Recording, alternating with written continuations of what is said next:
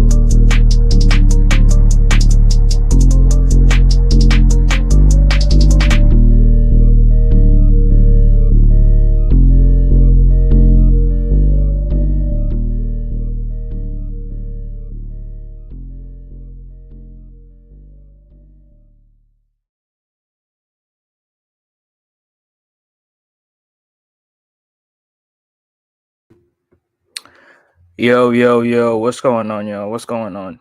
DFJ Hoops here. Back again with another live stream. Now, I took a break with the live streaming. I paused for a little minute to observe Ramadan, but we're back doing lives, doing shows about the Sixers, about the NBA. We got to get into it. We got to get back into the live streaming, doing more shows, uploading more videos, and the whole nine. So appreciate y'all for being in here. Appreciate y'all. Salute to my guy, One Mike in the building. Always in here showing love, always in here showing support. Appreciate you, bro. He says salute. Y'all done. I mean, at this point, ain't no optimism coming from nowhere. So, bro, you're not getting no arguments from me. But yeah, appreciate you, bro. Appreciate you. Appreciate the comments. Appreciate you. It's a wrap. Yeah, it's done. All right, it's over with. But yeah. I mean, I miss doing shows. I miss talking about the Sixers. Miss talking about basketball. I miss the Sixers being a good team, right? Being a good basketball team, winning games. But it is what it is. But let's not waste any more time. Let's get right into this. How the Sixers went from contenders to a disaster from the start to where we are right now in the regular season. Now, I want us to start from the beginning, right? Before the season started in the off season of 2024, when the Sixers started making moves, the Paul George signing, the Caleb Martin signing, the Andre Drummond signing, Eric Gordon, right? Re-signing Kelly Oubre back, re-signing Kyle Lowry, and some of these other players, extending Joel Embiid, extending Tyrese Maxey, giving him a max contract and all that. Everybody had the Sixers as one of the top contenders heading into the season the next year, right? People had the Sixers as a top 5 seed, top 6 seed. Now, I had the Sixers as the second seed, right? I had the Sixers as the second seed. I thought Boston was going to be number one, then the Sixers were going to be number two, right? That's where I was, but certain things happened and it really hurt the Sixers even before the season started, right? Whether it was Joel Embiid coming out and saying that he don't plan to play back to backs or he don't think he's going to play back to backs ever again for the end of his career. Now that's something that Rasheed Wallace has gotten on him for, right? He's been Rasheed has been going in on him. So that's a Joel and Rasheed thing. Rasheed has an agenda to get Joel Embiid out of Philly, which is going to be very, very difficult. But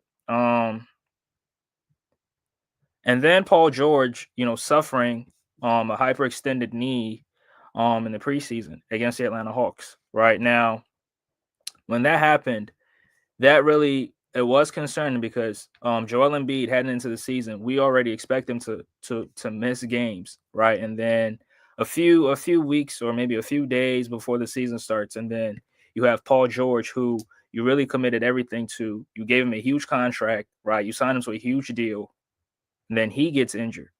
Right. So that really put a lot of pressure on it put a lot of pressure on other guys, the Tyrese Maxeys, Kelly Oubre's, and some of these other guys, because some of these guys are not really used to playing, major roles. Right. You had Kelly Oubre having to step his game up into a role that he's not really comfortable in, right? Having to be a second option or sometimes even maybe a first option because some of these guys are injured. And now if you have to rely on Kelly Oubre create an offense for you and relying on him on his scoring, you're going to be in very much trouble, right? Because that's not his role. That's not something that he's capable of doing. He can score here or there, but it's not his role to actually score at a very high level, right? So, heading into the season, the Sixers already were hurt, right? Paul George gets injured. Joel Embiid is not going to play. Joel Embiid literally missed the first 8 or 9 games heading into the season, right? So the Sixers were hurt heading into the season. And then Tyrese Maxey had to do a lot, especially offensively, right? That's why if you look at his stats, he was very, very inefficient. He was very, very, very, very inefficient and had a, what you call it, he had a high usage rate because he had to take a bunch of the shots, his time of possessions. He had to do almost everything offensively for this team, playmaking, scoring, the whole nine, right? And other guys could not really do their jobs because they had to step up and play in a role that they're not comfortable in playing in, right? Yabusele, who the Sixers had signed in offseason because of what he did in the Olympics, had to play a whole nother role other than the role that the Sixers brought him in for. Right. The Sixers brought him in as a backup four or maybe sometimes a backup five who could come into the game, give you a little bit of offense, stretch the floor, play some defense, grab some rebounds. That was what his role was supposed to be, right? Now, shout out to Yabusele. He proved that he absolutely deserves to be in the NBA. And the Sixers gave him a second chance, and he proved that he deserves to be here. In the offseason, a team now we don't know this for a fact, but a team is definitely going to pay Yabusele, right? We don't know if it's going to be the Sixers or some other team, but I could see the Pacers paying Yabusele, right? I could see the Pacers giving him a bag. I could see other teams, other teams in the Western Conference. I can see them giving him a bag. I can see the Bulls giving him a bag, right? So, shout out to the Chicago Bulls too. They're a much better team this year, right? Much better team this year. Even though they're in the play-in. Smash that like button as y'all come in. But heading into the season, first game against the Milwaukee Bucks, second game against the Toronto Raptors, the Sixers dropped those 2 games. Now, the game against the Milwaukee Bucks, I knew that the Sixers were overmatched, right? You're going up against Giannis and Damian Lillard and then Bobby Portis and all these other guys coming off the bench. The Sixers were outmatched, right? Especially if you don't have Joel Embiid and Paul George, right?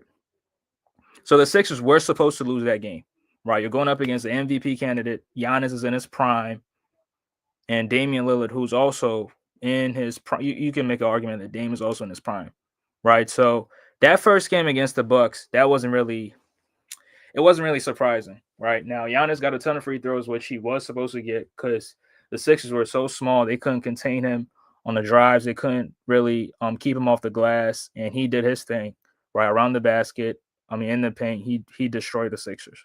Right now, the second game against the Toronto Raptors, that was a game where the Sixers were supposed to win. Right now, I'm not gonna break every single game down.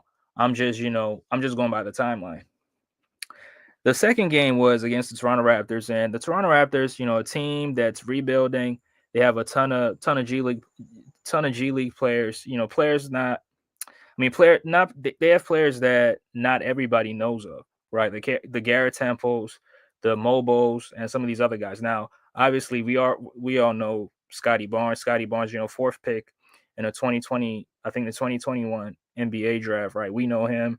We know Emmanuel Quickly, who played for the Knicks. We know RJ Barrett. RJ Barrett didn't play in that game, but these are the players that we know. But the majority of the players that are on the team, like if you're not really a Raptors fan, you're not really familiar with some of the other guys that they had on the team. So that game, I felt like the Sixers had a chance to win that game, but that game was really ugly because the Sixers could not rebound with that team. That team was much physical, much athletic. They get up and down the floor, and the Sixers were not able to compete with them.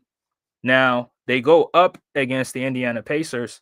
Now that Pacer game was a very, very fantastic game. It went down into overtime. Maxey did his thing, with his scoring ability, clutch ability, and the Sixers were able to win that one. I think that game against the Pacers, Tyrese Halliburton sent that game to overtime. Right, the Sixers were up by 3. Excuse me. Sixers were up by 3 points. He hits a three, ties it and sends it to overtime. But the Sixers were able to show some resiliency, and Maxey making some big shots, Eric Gordon making some big shots. I think Jared McCain also made some big shots as well. And shout out to Jared McCain. Was definitely going to win Rookie of the Year, but injuries got in the way and really messed up the flow. Really ended this season right there. I don't think he played. He probably played half the season or maybe a quarter of the season, and then his season was done. Right, but the game against the Pacers, the Sixers ended up winning and were 1-2 in the season. So, and this was all without Joel Embiid. This was all without Paul George. Paul George had, he had the hyperextended knee, so he didn't start off the season. Right now, Paul George comes in, I think in November. I forgot when exactly, but we were playing against the Phoenix Suns. Now, every time somebody comes off injury, we already know the drill, right? They're going to be on minutes restrictions. They're not going to play a lot of minutes. So, having Paul George, that kind of like, I felt like that would have given Maxey a step back in the sense of he doesn't have to, do everything by himself offensively. He doesn't have to take all the shots. He doesn't have to, do all the playmaking. Like he has somebody on his side that could, take some of the scoring responsibilities and sometimes could, play make or facilitate from time to time, because that's what Paul George is capable of doing, right? Paul George, good scorer, good playmaker. That's what he does, right? So when Paul George came, the Sixers continued to lose. Now, this was expected because, Paul George, a new player, signed with the team in the offseason. You're not going to start winning right away, right? It was going to take time. The growing pains was going to be there. So when we got Paul George, we started losing. Now, I'm not saying we were losing because of him, but it's because the team was very, very injured and the team did not have any chemistry whatsoever. So even after Paul George came, he had some good games himself, right? He had some good games. Against the Clippers was a good game. Against some other teams with some good games as well. But because he was on minutes restriction, he couldn't really do a lot of things that he probably would have wanted to do, right? This was all early in the season, right? October, November. Paul George came in November, so this was early in the season, right? Now, the Sixers kept losing games, right? They kept losing, and they started the season off, I think, 3-12 or 2-12, right? So that right there should get you concerned, right? Because if you start off the season 2-12, when other teams are starting off the season 10-2, 9-3, 10-3. Some other teams are starting the season off with winning records, and then your team is in your team is outside of the playoff picture, right? When this Sixer team had dreams, or this Sixer team was supposed to be a contender. Now, I thought the Sixers were supposed to be a contender because of the moves that they made, the caliber of players that they got on the team, and everybody seemed to have something to prove, right? Caleb Martin had something to prove. Paul George had something to prove. Andre Drummond, had something to prove. Some of these other players had something to prove, right? Even Jeremy McCain had something to prove because he felt like he was the best player in the draft. And, to go for, 15 or 16 other teams to pass up on him in the draft, he felt like he had something to prove, right? Now, coming into this season, I didn't have any faith in Jeremy McCain, right? I'm not gonna lie to y'all. I had no faith in him. And the reason was because I wasn't really familiar with his game. Right now, I watched him a few times in the summer league, and he wasn't really impressive. Right, he wasn't really impressive, and there were other guys that I had seen at summer league that were much more impressive than he was. Right, so coming into the season, seeing what he was capable of doing, I said, okay, he absolutely changed. He made me change my opinion about him because I had finally had a bigger sample size of him in the regular season. Now, Jeremy McCain had some good games himself, right? Helped the Sixers win some. Helped the Sixers. He helped the Sixers close out a lot of games, right? Some of the games against the Charlotte Hornets helped us close that game out. He had some good games where the Sixers did not win, but they were good performances. A quick example was against the Cleveland Cavaliers, right? When we played the Cleveland Cavaliers the first time, Jeremy McCain was the best player for the Sixers at the time because Tyrese Maxey had gotten injured against the Clippers, right? Paul George, I think, was not going to play because of a back-to-back or whatever. And then Joel Embiid also was not playing.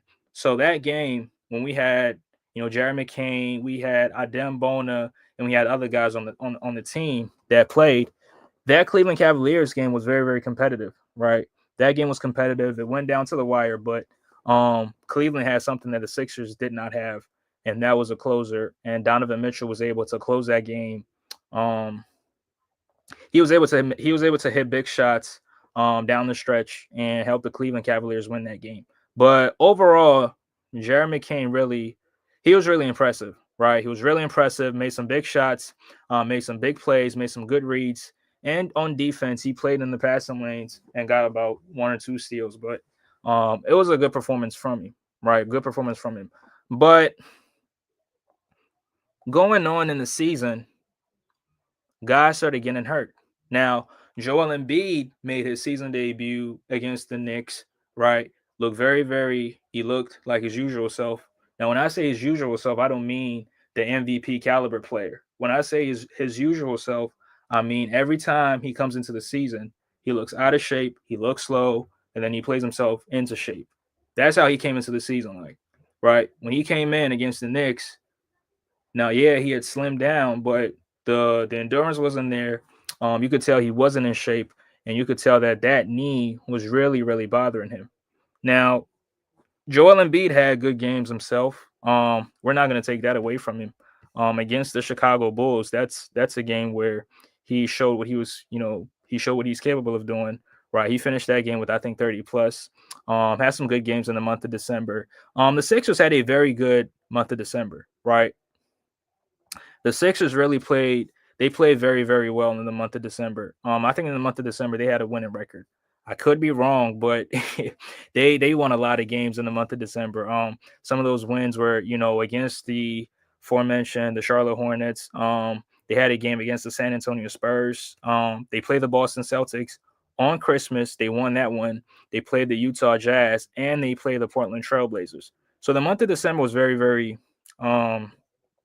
it was very, very good for the Sixers, right? They only lost 3 games in that whole month. So that was a good month for them, right? Where it seemed like everything was clicking for them. It seemed like they had a lot of guys, that was not on the injury report. Embiid was playing games. He had returned because after he made his debut and played about 3, 4, maybe 5 games, he was out. But then he came back and then helped the Sixers win a lot of games. And that's where Paul George was also getting into some kind of rhythm, right? He was starting to get into some kind of rhythm.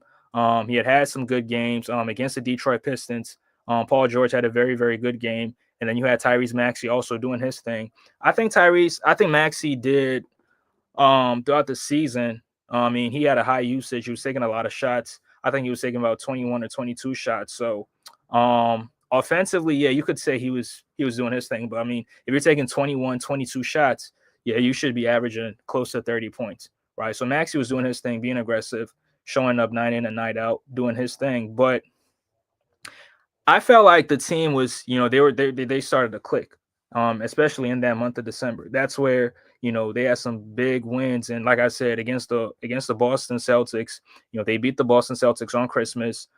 They beat the Spurs. At the time, the Spurs were in the playing picture, right? The Spurs were in the playing picture. I think they were top 8 seed, if I'm not mistaken. And they were very, very good, right? Victor Wembanyama was doing his thing. Chris Paul, I don't really like Chris Paul, but I mean, he really had that team.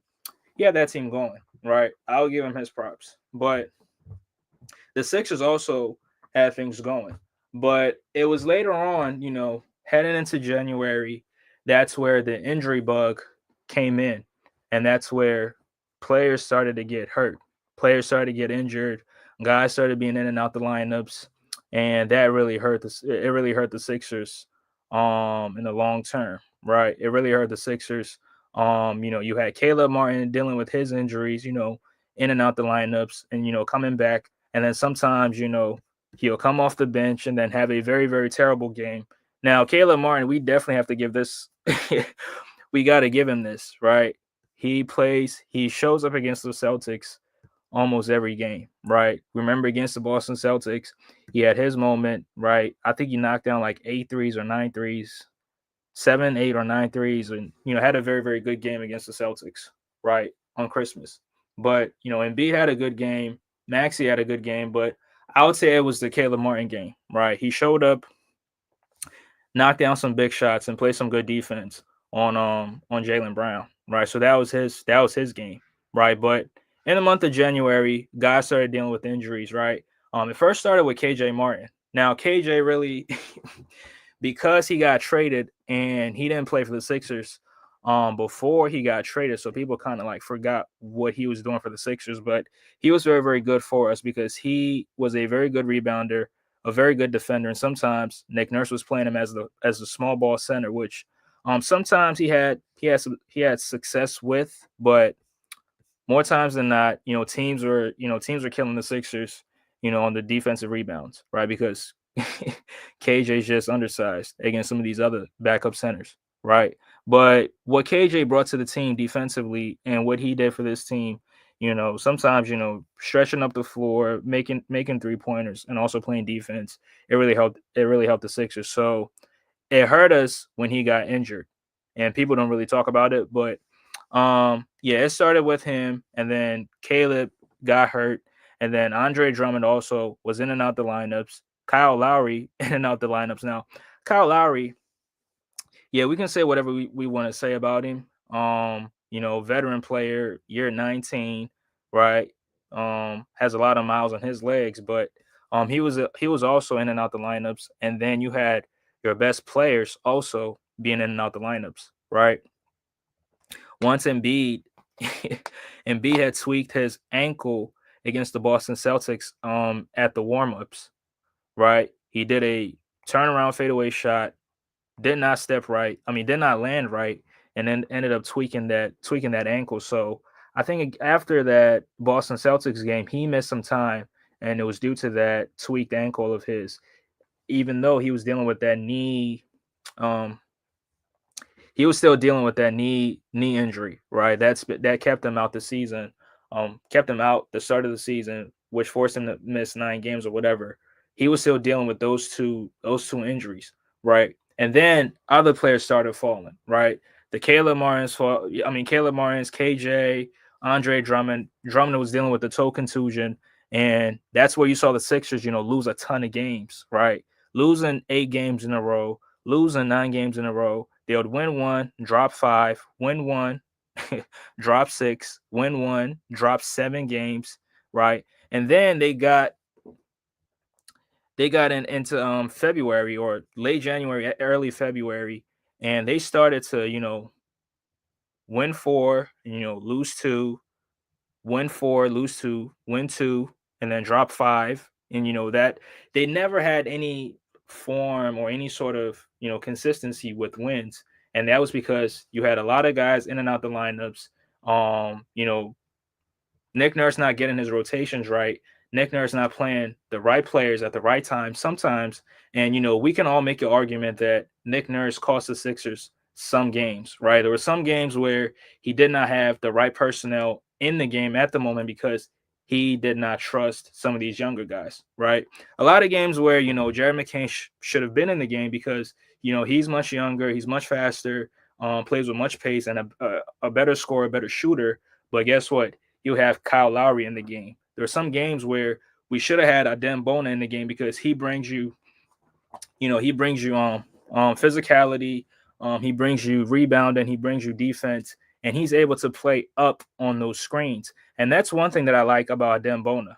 And it's no slight to Yabusele. I like Yabusele, but it's one thing that Adem Bona does that he does not do. And that one thing that Bona does is Bona is able to play up on those screens. He's not playing in drop coverage. So when some of these guards, I mean, in the Eastern Conference, you have some of these great guards that if you play in the drop coverage, they will burn you every single time. They will make you pay for it, right? And sometimes Yabusele has to play in drop because he cannot keep up with some of these guards on the perimeter. So that's where you see the Sixers might play against the Atlanta Hawks. I mean, I'm just making an example, but there are a lot of games where Yabusele was getting torched in drop coverage, right? There's a lot of games where he was getting torched, and that's not his fault. That was coaching because Yabusele he's not playing up on those screens. He's playing in drop coverage, and those were the games where you should have had Adem Bona in the game because he plays up on those screens. He can switch and guard some of these some of these guard players. But the thing about him, or the disadvantage about him, is because he is a foul merchant, right? Adem Bona fouls a lot, and those are rookie mistakes, right? He's a rookie. College game is not the same as the NBA game, so it was something that he was supposed to get adjusted to. But the thing is if Nick Nurse is not playing him major minutes, how is he going to learn from some of these mistakes that he's making, right? Some of these mistakes, you have to play enough minutes to learn from your mistakes. If you're not playing, you're not going to learn from your mistakes. But there are some games where Nick Nurse did play Yabusele and the Sixers were still able to get the victory. But a lot of games that we lost was because we did not have somebody out there that could protect the rim, somebody out there that could clean glass, and somebody who could play up on those ball screens. And that was all Nick Nurse's fault. And when it comes to that, I definitely give the blame to Nick Nurse. But, other than that, other guys, came in handy, right?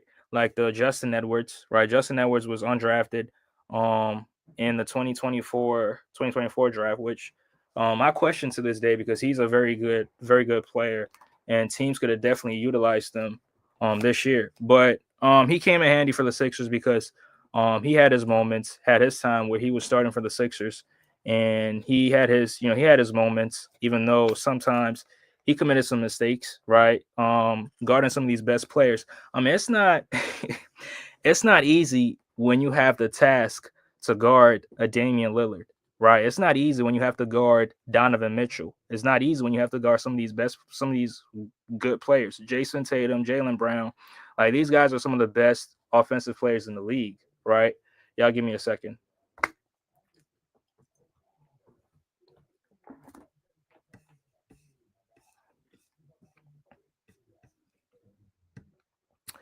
Yeah, sorry about that.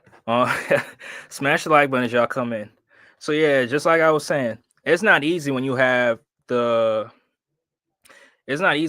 assignment to guard some of these best players, and the Tyler Heroes, the Jaylen Browns, the Jason Tatums, the other team's best player, the other team's like perimeter best player. It's not very, very easy. And for Justin Edwards as a rookie, so I mean, he did get torched sometimes. Don't get me wrong, he did get torched a lot of times. But I mean, as a rookie, using his length, using his athleticism, and playing defense on some of these other guys. It was really impressive to see that from him, right? Shout out to my guy, Mike Sports Vibes in the building, bro. Appreciate you for stopping by. Appreciate you.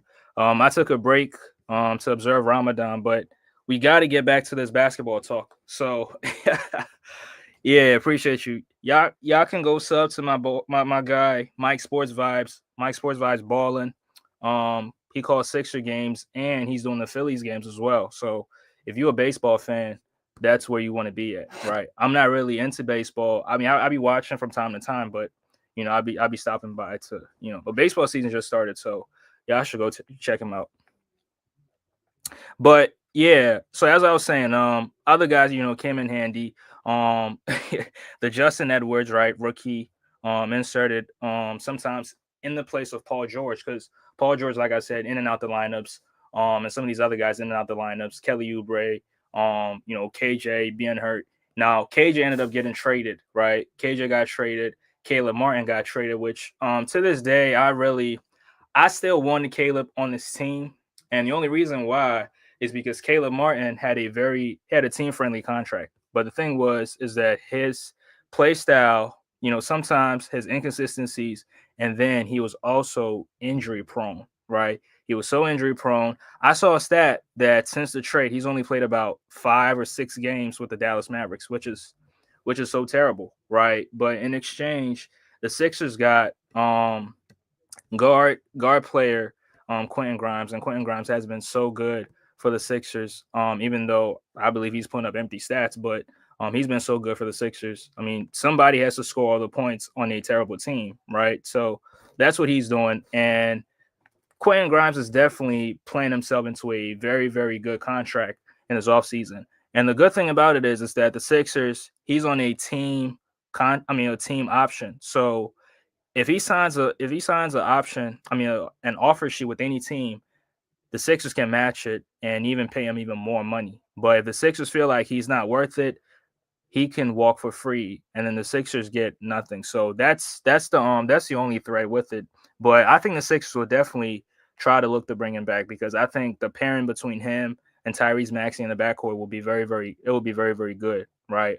Quentin Grimes is 6'4", 6'5", plays good defense, and he's a very, very good scorer. Now, as a spot up shooter, I don't know how good of a spot up shooter he could be, but I mean, I think at this point, time will only tell. But yeah, so Sixers acquire some players at the trade deadline, and even though they had a losing record, now the Sixers floated at the 11th seed, 12th seed, 13th seed the whole season.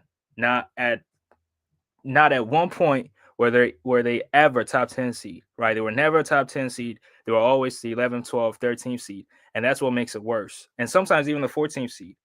And that's what made it worse, because this team had championship aspirations. This team was supposed to be one of the top contenders in the Eastern Conference. And then fast forward, they're not even in the top 10, right?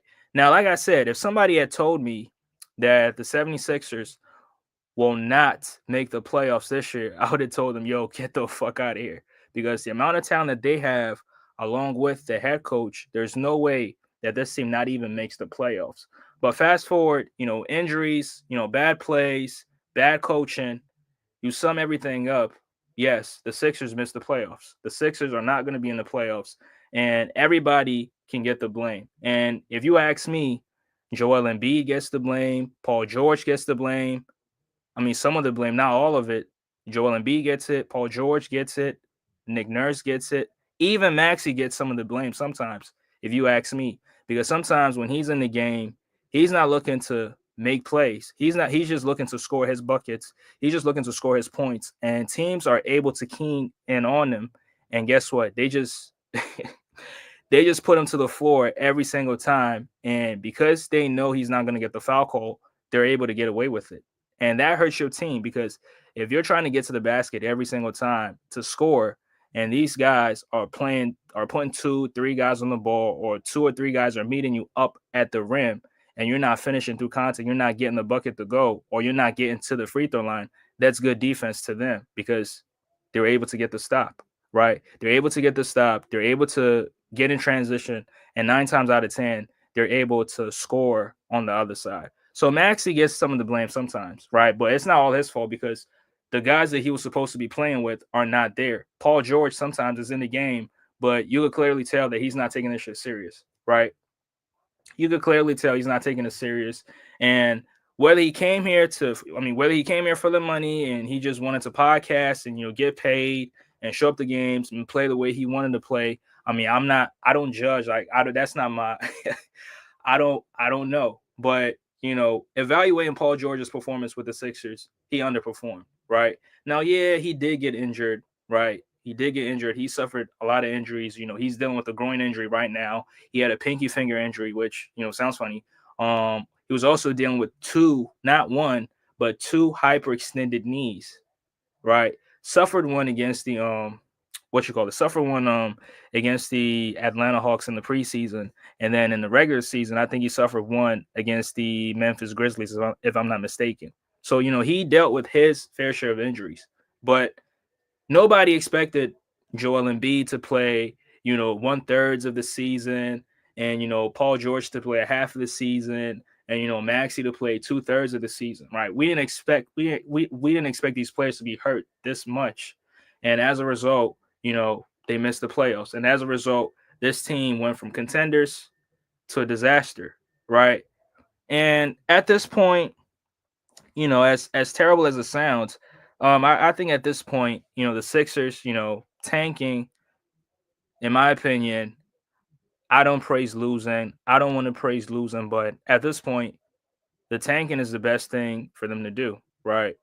The tanking, you're not going to make the playoffs anyway, right? You're not even going to make the play in. So you might as well lose all these games at the chance to get a high pick in the draft, right? A top 6 pick in the draft, right? If you have if you're one of the 6 worst teams in terms of record wise, if you finish with one of the 6 worst records, you get a top 6 pick, right? So at this point, the Sixers, I don't like it, but at this point, that's the only that's the only way forward. But the great question is that when you get this pick, do you trade this pick for a much better player, or do you draft whoever from the draft and develop and go from there? Now that's going to be a very, very that's going to be a very interesting question for the front office to answer. But knowing Daryl Morey, if he's going to be here, I can see the pick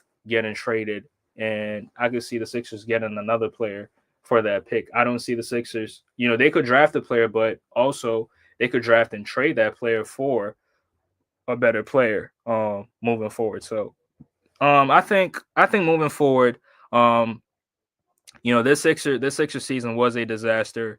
Um, in the last 5 or 6 years, it's probably the worst season that the Sixers have had, outside of the 2019-2020 season. That season, the Sixers finished with they had the 6th seed, but they had a winning record. They were had a winning record. They were top 6, but they got swept in the they got swept in the bubble, right? Now I think last year the Sixers were 47-35.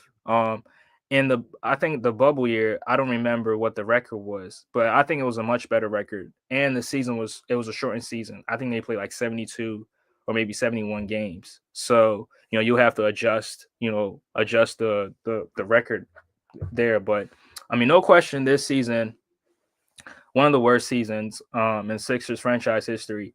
Considering the amount of talent that they had on this team, and then you're not even able to win 30 games in the regular season. You ended up losing 50 plus in this regular season. That's definitely a failure. Mike Sports Vibe says tank for Cooper or Ace. Bro, I'm gonna be honest with you. I'm not really familiar with some of these players. Now, obviously, I know Cooper Flag. I know Cooper Flag playing for Duke. I don't know what college Ace Bailey playing on. You know what I'm saying? I ain't even gonna lie to you, bro. I don't watch college basketball. Now, when they get to the NBA, that's when I watch them and try to like analyze their game, analyze their strengths, their weaknesses, and what they can work on. But watching Cooper Flag, I did see Cooper Flag the in the Olympics practice team. I watched him, and it seemed like he had no weaknesses in his game. But I think he can definitely, he'll definitely he'll definitely struggle, right? I mean, every rookie struggles, right? So, but I think Cooper Flag, if the Sixers can get Cooper Flag, that would really help us. But I don't see. I think Cooper Flag might go to the Utah Jazz. That's just my opinion. That's how I see it. I think Utah is going to get the first pick. I mean, Utah, have they had the first pick yet? They haven't. So I can see him going to the Utah Jazz. Yeah, I can see him going to the Utah Jazz. But yeah, appreciate the comment though. Yeah. Subscribe to my guy Mike Sports Vibes Balling. He got two channels, Mike Sports Vibes and then Mike Sports Vibes Balling. I think the Mike Sports Vibes is a football channel. He talks the Minnesota Vikings over there. So if you're a football fan, you'll definitely love it. Salute to my boy Cottage 81. Appreciate you. I know you're always gonna show support. Um, yeah, I saw that you had a video that says you're retiring from YouTube. Now I didn't get to watch it because you didn't upload it yet. But I mean, is there any reasons why you would want to retire from YouTube? I mean, I'm interested to hearing your explanations, but yeah. But yeah, I want to talk about Nick Nurse for a few minutes here before I end this live. Salute to everybody that's in here. If you're in the building, smash that like button. I want to talk about Nick Nurse for a few minutes here. Now, Nick Nurse, I had a lot of expectations for him for this team because of what he did with the roster the season prior, right? I think the season prior, the Sixers were one of the best teams. Had a high offensive rating, high defensive rating, a much better net rating. I think they were top five in all categories, right? When Embiid was healthy, when everybody was healthy, when the team was rolling. So I had some high expectations for this team, and having Paul George, having Caleb Martin, and some of these wings that we added to the team. I had better expectations for this team, but I felt like Nick Nurse didn't really utilize everything that he had. Right? I think the system was not as good. The offense was not as good. Now the defense, sometimes was good, but other times other teams would figure out the weaknesses within the defense and then they'll take advantage of it. And Nick Nurse being stubborn, instead of him making the right adjustment, bringing in the right personnel, he just kept being stubborn and kept playing with guys that he trusted or guys who he felt deserved to be in the game. And as a result, the Sixers, ended up losing some of these games. I mean, having Yabusele, shout out to Yabu. Like I said, he does his best, but he's given up a lot of size, right? Pause. He's given up a lot of length under the rim. He's given up, when he gets switched onto guards on the perimeter, he's not really quick enough to, keep up with these guys. So what ends up happening is they blow past him and then they get in the lane, they finish at the rim or they make a play, kick it out into the corner for threes, and they kill the Sixers that way. And sometimes, he'll play and drop, be in a deep drop position, and some of these guys will barbecue from the mid range, right? They'll barbecue from the mid range because these guys are good. These players are good. Darius Garland is good. Donovan Mitchell is good. Tyler Hero, they're very good guys. And if you play in the drop coverage, they will definitely make you pay for it.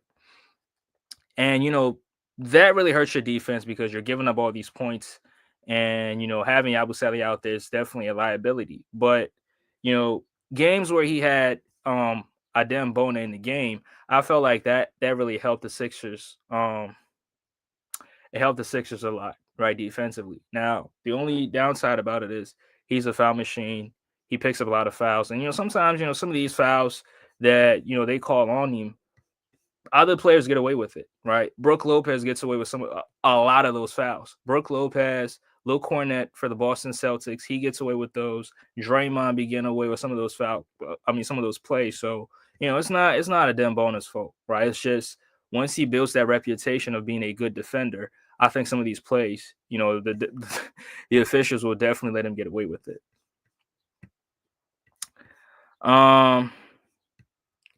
Cottage says the 76ers have the worst mark in the NBA. Yeah, absolutely. I would say the worst team in the NBA this year, right? Considering the amount of talent that they had, with some of these players, um, from, coming from whatever team they came from and then playing for the Sixers and then playing their worst version of basketball. That makes them, one of the worst teams in the NBA. Paul George, his play absolutely plummeting, right? Averaging 22, 23 points on much better efficiency with the Clippers. Comes to the Sixers, and production is down, efficiency is down, motor is down, motivation is down, everything is down. Gets hurt like 2, 3, 4 times in one season, and completely impacts his level of play, right? Eric Gordon suffering from a wrist injury, whatever injury, playing for the Sixers, he ages like 2 or 3 more years than what he actually was, right? Playing so slow, not able to make shots, sometimes making shots, but the shot making ability was not consistent, and it really, it really hurt the Sixers because I mean, I thought E. Gordon was going to be a very good rotation player, right? Played for Phoenix the season prior, averaged double figures, started in a few games, was very very good for them. Now they ended up getting swept in the playoffs, but his level of play was still impressive. But coming to this Sixer team and then playing the way he did, that was very, very that was very, very suspect. But yeah, that's all I got. And as of right now, a lot of players might get traded in the offseason. Nick Nurse might get fired. Now that's something that I want to talk about later on. Or maybe another time, talk about Nick Nurse and how little he did to help this team, from a coaching standpoint. Now other times, there's nothing he could do about it because his players are not there. But other times, playing four guards and then Yabusele at the five, a four guard lineup with Yabusele at the five, that's that's nasty work, right? That's nasty work. Having Yabusele out there battling on the glass against 7 footers, that's nasty work, right? That's nasty work. And Maxey too, right? Maxey, I haven't really talked about Maxey enough, but sometimes a lot of things that he did really hurt the Sixers offensively. And what do I mean by this? Sometimes when his shots is not falling, he still is aggressive. Now, I will never knock any player for being aggressive, right? Always be aggressive, always look to score, always look to make a play. But when Maxey's aggressive, his only goal is to score. And what happens is the other team realizes it, and guess what? They guard him with 5 guys. Or I mean, not 5 guys, but they guard him with multiple guys. Now, how do they do this? They have a primary defender on them. They have a defender in the gaps, and then they have somebody from the weak side corner rotating over to the rim to offer rim protection. And Maxey, because he's not a playmaker, right? That does not come natural to him. He doesn't really have a very good court vision, right? And his basketball IQ, from a playmaking standpoint, is not on the level as some of the other guys. Darius Garland, much better playmaker. Trey Young, much better playmaker. Donovan Mitchell, much better playmaker. Tyrese Halliburton, much better playmaker. Maxey doesn't have it in his mind to, sometimes make these extra passes and make his life free for himself. What happens is he tries to finish over 2 or 3 guys, and that's always going to be terrible. So the Pull Up Basketball Podcast, the host of the Pull Up Basketball Podcast, y'all can go sub to him. He said that sometimes when Maxey is aggressive, it hurts the team.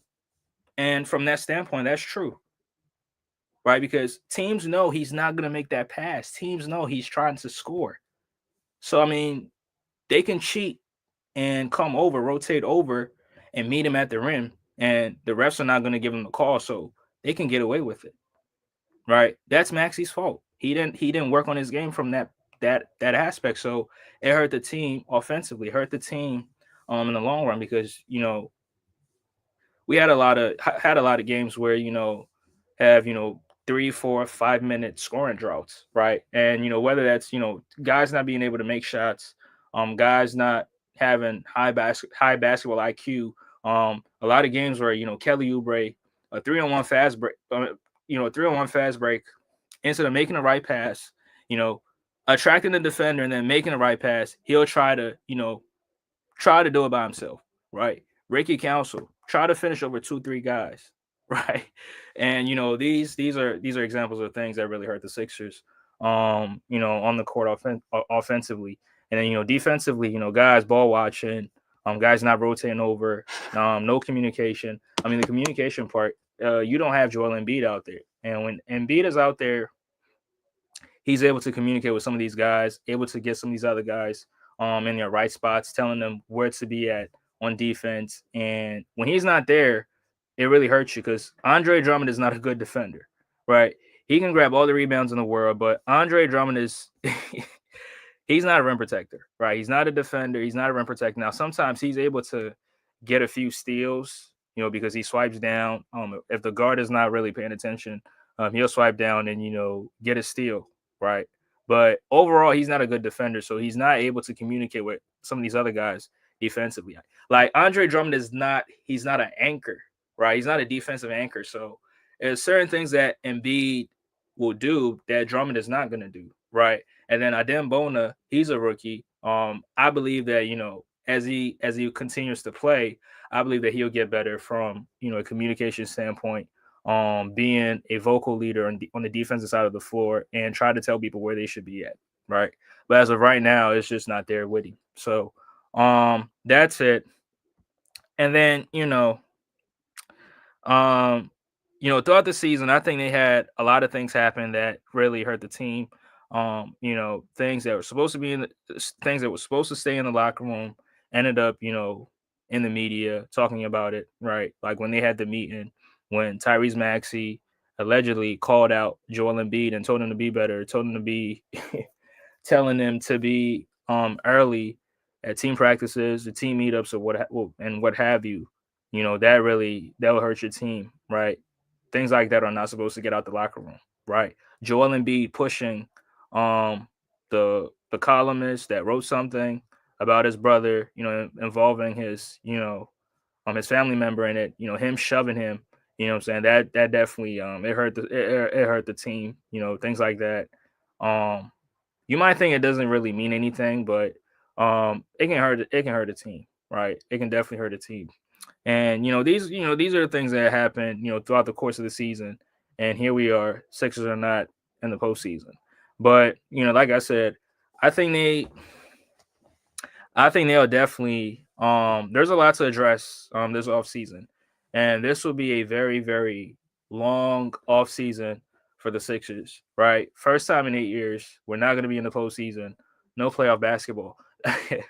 Now, somebody told me that at least they're not going to lose in the second round, which is true, right? You got to make the playoffs to lose in the second round. But not making the playoffs at all it's a failure, right? Not making the playoffs at all is a failure, in my opinion. Right? So that's that. Can the 76ers make the playoffs next season? I mean, it depends. It depends on the moves they make this offseason. It depends on the caliber of players they get in the offseason.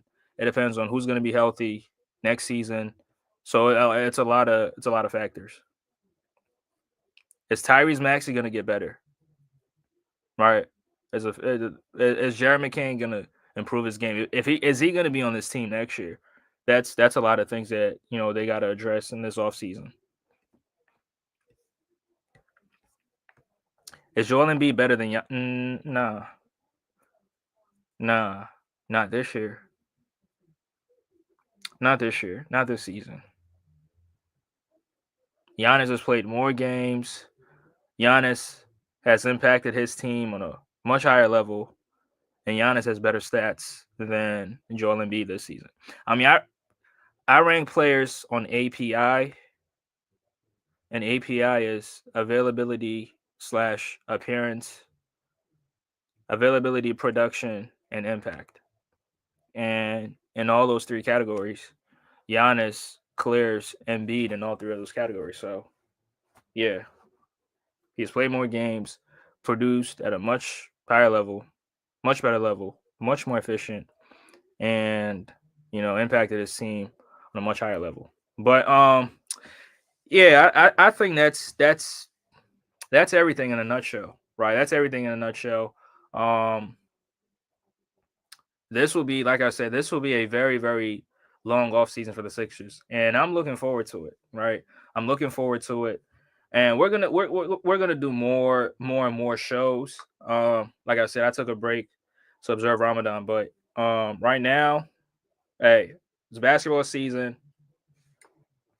Even though the Sixers are not going to be in the postseason, we're still going to talk about some of these other teams because we're still basketball fans, so we are going to enjoy great or good basketball, right?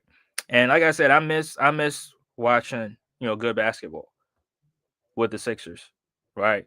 I watched the Lakers and the Houston Rockets last night, and very very good game, right? Very very good game. Star players stepping up, LeBron stepping up. Luca had a decent game, right? Austin Reeves did his thing, and then they had role players, doing their thing as well, right? Dorian Finney-Smith, I think, made 6 threes or maybe 7 threes or 6 or whatever, or maybe he made more, right? Gabe Vincent came off the bench, made a lot of threes, so they're rolling, right? They're rolling. Fourth seed in the Western Conference, they're rolling. Um, if you disrespected if you disrespected JJ Redick prior to him getting the job, I think you got to give him his props, right? He has the Lakers in the fourth seed. You got to give him his props, right? Darvin Ham did not do that, right? Had the Lakers as a 7th seed in back-to-back seasons. So I disrespected JJ Redick in before the season started, but I'm giving him his I'm giving him his credit. He's done a good job with the Laker team. So that's that. But back to the Sixers. There's gonna be a lot to discuss when it comes to the Sixer team, right? There's gonna be a lot. Cottage says I got Giannis over Embiid. Yeah. I think that should be universal. I think that should be universal. But yeah. But appreciate y'all for tuning in. Appreciate y'all for tuning in. Salute to my guy Cottage 81. Salute to Mike Sports Vibes again. Yeah, I should go check out his channel. Does a very good job with the play by play, with the basketball, and he also calls baseball games. Cottage says Ty Lue or Nick Nurse, who's a better coach? Yeah, I think Ty Lue is a better coach. I think Ty Lue's a better coach. Now I know these Clipper fans are not gonna give Ty Lue his props. They're gonna give it to somebody else. They're gonna give it to they're gonna give it to fuck it, what you call it? Stan Van Gundy.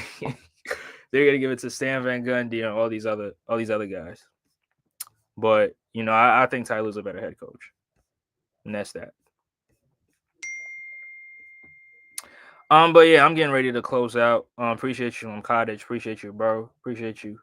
I definitely got to go check out your video, on your reasons why you retired. But I definitely got to go check it out. But yeah, appreciate y'all for tuning in. DFJ Hoops here again. Andre here. Um, how the Sixers went from contenders to a 2024-25 disaster. Had some good moments. I'm not gonna lie, right? Had some good moments from some of these teams, and some of these games, right? Against the Boston Celtics was a good moment. Against some of these other teams were good moments, but had a lot of down moments, right? Blowing a 26-point lead to the Boston Celtics, that was terrible, right? That was terrible. Losing to some of these other bottom feeders, that was terrible, right? That was terrible. Getting swept by multiple teams in the season, that was terrible. Getting swept by the Clippers, getting swept by the Grizzlies, getting swept by the Rockets, getting swept by the what you call it, the Pelicans, right? Almost every Western Conference team swept the Sixers this year, with the exception of the Kings, the Lakers, the Warriors,